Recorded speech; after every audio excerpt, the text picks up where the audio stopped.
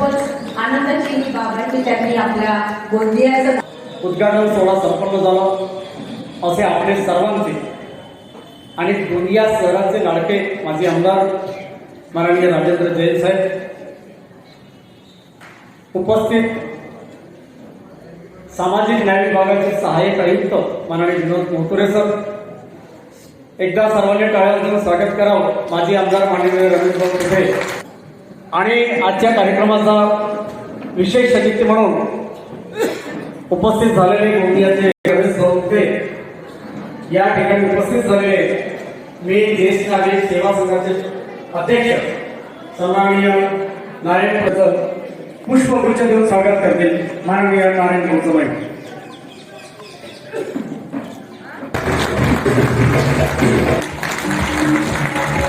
समिती याची नियुक्ती शासनाच्या आदेशामुळे केली, म्हणजे शासनाने आदेशित केलं की या देशांना एक कुठंतरी स्थान द्या. माननीय सहाय्यक आयुक्त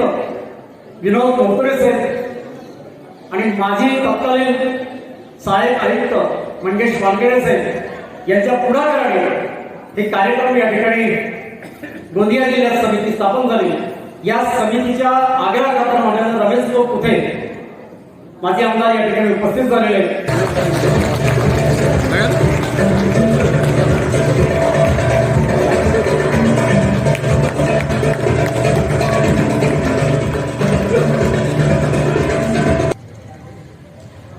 कि ये गोंदिया शहर के गोंदिया के सीओ नगर परिषद करणजीत चौहान इनको उपस्थित रहने की सूचना भी दी थी कि वो सीओ को मेरा मैसेज दे दो. परिस्थितियां कुछ भी हो तो हम लोग बैठे ही है, माजी आमदार बैठे यहाँ तो आज ही कोई आया नहीं, तुम देख के बैठे हो, परेशानियां देख के बैठे हो, परेशानियां का निराकरण करके बैठे हो. बैठे हैं और मंच पर विराजमान है जो ज्येष्ठ नागरिक की श्रेणी में है. ज्येष्ठ नागरिक का अर्थ आप मानते हैं कि जो 60 साल के ऊपर हो गए ज्येष्ठ नागरिक हो गए रहेगी. जब तक हमारी सोच और बुद्धि काम करेगी इस समाज के लिए,